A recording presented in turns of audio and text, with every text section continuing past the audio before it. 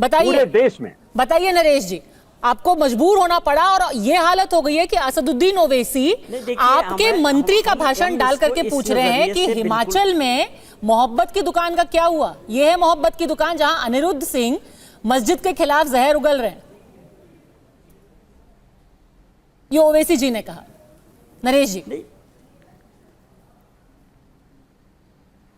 हम इस बात को या इस घटना को या ऐसी सारी घटनाएं जो शिमला में हुई है, हम इसको इस नज़रिए से बिल्कुल नहीं देखते और ना ही है।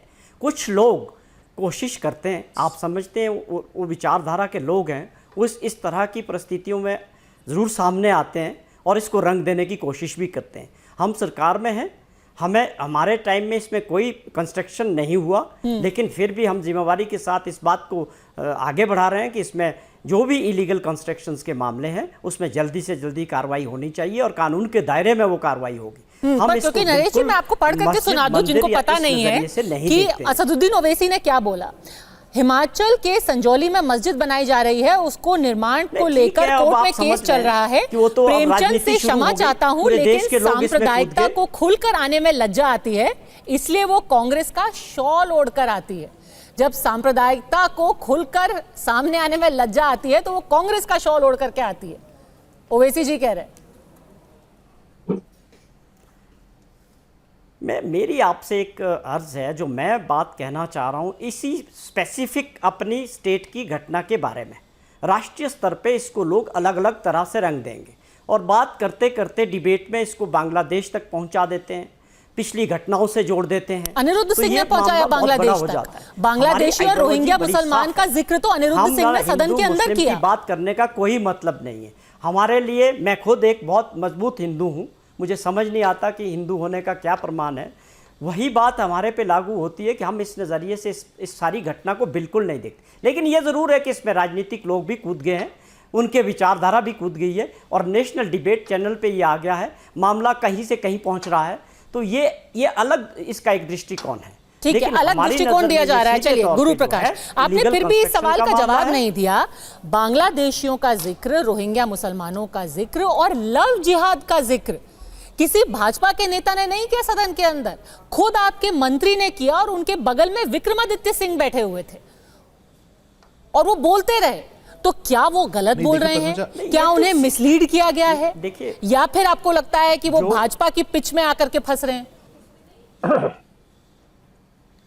नहीं देखिए पद्मजा, देखिए वो क्या था, लेकिन ये जरूर है जो उन्होंने आज मुद्दे उठाए होंगे, वो सवाल मुझसे पूछा है या नरेश जी से पूछा है? इंक्वायरी का विषय, इस पे जांच होनी चाहिए कि जो उन्होंने वक्तव्य दिया उसमें कौन सी चीजें सही है, क्या ये शिमला के संदर्भ में कोई बात बैठती है सही या नहीं बैठती है। ये सारे विषय पारदर्शिता के लिए कह रहे थे गुरु प्रकाश, पारदर्शिता के लिए कह रहे थे, सब चीज की इंक्वायरी हो जाएगी, सब चीज की इंक्वायरी हो जाएगी। ठीक है गुरु प्रकाश, लोग शिमला में या हिमाचल में हैं या नहीं है, ये बात सरकार पूरी जांच के बाद इसको ऑथेंटिसिटी के साथ कह सकती है। ठीक है, आप इस बात की भी जांच करा लेंगे कि बाहर के कोई लोग हैं कि नहीं है, इस बात की भी जांच करा लेंगे कि अवैध निर्माण हुआ है कि नहीं हुआ है, और कल कोर्ट में तो सुनवाई है ही। गुरु प्रकाश नहीं पद्मजा, देखिए ऐसा है कि आज पूरा देश हिमाचल प्रदेश के लोगों के साथ पूरी संवेदनशीलता के साथ खड़ा है। वहाँ के मुख्यमंत्री ने अनाउंस किया कि हम 2 महीने तक अपना वेतन नहीं लेंगे, अपना पेंशन नहीं लेंगे। आज भी हिमाचल प्रदेश के 2 लाख से अधिक नागरिकों को वेतन नहीं मिला है। 1 लाख से अधिक जो ऐसे हमारे वरिष्ठ नागरिक हैं जिनको पेंशन तक नहीं मिला है। वृद्ध पेंशन जो लोग उसमें पूर्णता आधारित होते हैं, दवाई के लिए, भोजन के लिए, रोजमर्रा के लिए, उनको वो भी प्राप्त नहीं हुआ है। हालांकि ये मुद्दा नहीं है, ये मुद्दा नहीं है पद्मजा, मैं बताना चाहता हूं। लेकिन आज हिमाचल प्रदेश में कितनी दयनीय स्थिति हो गई है।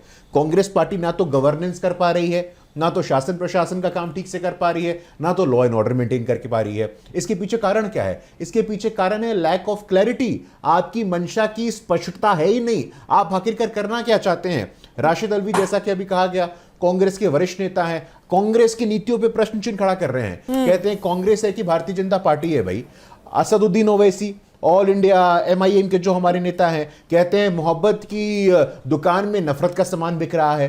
तो कांग्रेस पार्टी खुद ही परेशान है कि भाई हम जवाब किसको दें, हम राशिद अलवी जी को जवाब दें, हम ओवैसी जी को जवाब दें, हम अनिरुद्ध सिंह जी को जवाब दें, या हम हिमाचल प्रदेश के नागरिकों को जवाब दें, हम मैलाना एरिया में लॉ एंड ऑर्डर को संभालें। तो यही होता है पद्मजा, जब आप ओवर एम्बिशियस हो जाते हैं, जब आप कंफ्यूजन क्रिएट करते हैं। आपको पद्मजा, आपके शो पे मैं अपील करना चाहता हूं कि आज कांग्रेस पार्टी को अपने पॉलिसीज को डिफाइन करना चाहिए। आप आज परिभाषित करिए कि मुस्लिम तुष्टीकरण की परिभाषा क्या होती है, आपका गवर्नेंस का विजन क्या है। आज हिमाचल प्रदेश के नागरिक आपके वजह से वहां इतने दुख में है, इतने पीड़ा में है। लाइवलीहुड का चैलेंज है, लॉ एंड ऑर्डर का चैलेंज है, भोजन का चैलेंज है, वेतन का चैलेंज है, वरिष्ठ नागरिकों को पेंशन की दिक्कत है। वहां पे रोगी कल्याण समिति, Indira Gandhi medical college and hospital बंद है पद्मजा, हॉस्पिटल बंद है, एसेंशियल सर्विसेज नहीं मिल रहा है। हिमाचल प्रदेश के लोग आज परेशान हैं, हमारी गवर्नेंस की बात कर रहे हैं, जवाब देना पड़ेगा आपको। बात करें बिना फैक्ट्स के साथ, बिना फैक्ट्स के साथ मैं आपको बता दूं, आप सुन लें, अरे थोड़ा सा सुनने दें, इनको कहें कि आप जरा मेरी बात को सुन लें, तो थोड़ी जानकारी मिल जाएगी कि हिमाचल के बारे में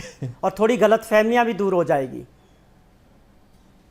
आप भी रुकेंगे नहीं, मुझे पता है, बोलिए। लेकिन आप थोड़ा सा सुन लें, 1 मिनट मुझे। हिमाचल प्रदेश के बारे में, गवर्नेंस के बारे में जो गलतफहमियां उन्होंने पाली हुई है, ये क्या मॉडल है? भारत सरकार का मॉडल है विपक्षी दलों को कमजोर करना, सरकारों को तोड़ना। ये लोकतंत्र है। इस बात के लिए कि बात करना चाहते हैं आप, कहते हैं कि हम यहाँ पर आपको सिर्फ भाजपा से ही नहीं सुननी पड़ रही है, आपके खुद के नेता राशिद अलवी भी कह रहे हैं कि अगर अब आप मस्जिद गिराने की बात करने लगेंगे तो भाजपा और कांग्रेस का फर्क क्या है? राजेश जोशी भी यहाँ पर आपसे सवाल पूछ रहे हैं कि आप भाजपा की पिच पर जाकर के खेलने की कोशिश क्यों कर रहे हैं? यहाँ पे आपको हार का ही सामना करना पड़ेगा। बातें करना, सिर्फ अपनी बात को रखना और विचार केवल हिंदू और मुसलमान पे ला के देश को आगे चलाने की बात करना। कौन हिंदू मुसलमान की राजनीति कर रहा है? राजेश जोशी, क्या 2 कश्तियों पे सवारी की कोशिश है? आपको लगता है अभी भी 2 कश्तियों पे सवारी की कोशिश है? पता है हमें अपने देश को कैसे चलाना है। यहाँ कोई आर्थिक संकट नहीं है, कोई किसी प्रकार का। हम इसको मैनेज कर रहे हैं, अपनी अर्थव्यवस्था को ठीक करने के लिए फैसले ले रहे हैं, जो भाजपा की सरकारों ने नहीं किया।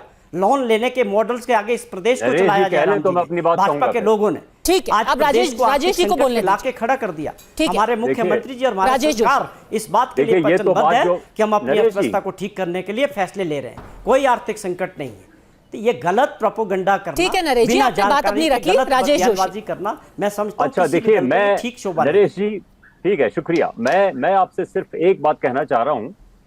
हिमाचल प्रदेश में जो कुछ हो रहा है उससे भारतीय जनता पार्टी को बहुत खुश नहीं होना चाहिए, क्योंकि जो अगर राजनीति भारतीय जनता पार्टी की आती है तो राजनीति के खिलाड़ी कांग्रेस के लोग भी हैं। जो राजनीति अनिरुद्ध कर रहे हैं आज, जो हिंदुत्व के पक्ष में बोलते हुए दिख रहे हैं, वो और तालियां वो हिंदुत्ववादियों की बटोर रहे हैं। ये भारतीय जनता पार्टी के लिए खतरे की घंटी है, इसको समझ लीजिए। 240 सीटों पर भारतीय जनता पार्टी उतर आई है, तमाम तरह का हिंदुत्व करने के बाद, तमाम तरह का अयोध्या और राम मंदिर करने के बाद। अब ये अचानक जब इलेक्शन हो रहा है तो कहीं लिंचिंग हो रही है, कहीं मुसलमान की दाढ़ी महाराष्ट्र में ट्रेन में उसको पीटा जा रहा है, एक नैरेटिव क्रिएट किया जा रहा है हिंदुत्व का, फिर भी राजनीतिक फायदा भारतीय जनता पार्टी को नहीं मिल रहा है। इसलिए मैं ये कह रहा हूं कि कांग्रेस बारीक राजनीति खेल रही है। हालांकि पिच जो है बीजेपी खोदती है और उसमें खेलना पड़ता है भारतीय कांग्रेस को, लेकिन कांग्रेस समझ गई है। अब कांग्रेस से बहुत बारीक तरीके से कहे हिंदुत्व की बात करके और तालियां बटोर रहे हैं। ठीक है, राजनीति एक तरफ है, पर एक बात तो बिल्कुल साफ है, अगर किसी भी तरीके का अवैध निर्माण हुआ है, अगर वहां से माहौल खराब हो रहा है और खुद मंत्री इसके चलते खतरे की घंटी बजा रहे हैं, तो उसके खिलाफ एक्शन जरूर होना चाहिए और ये नहीं कहना चाहिए कि इससे सांप्रदायिक सौहार्द बिगड़ रहा है। चर्चा में जुड़ने के लिए आपका बहुत बहुत धन्यवाद।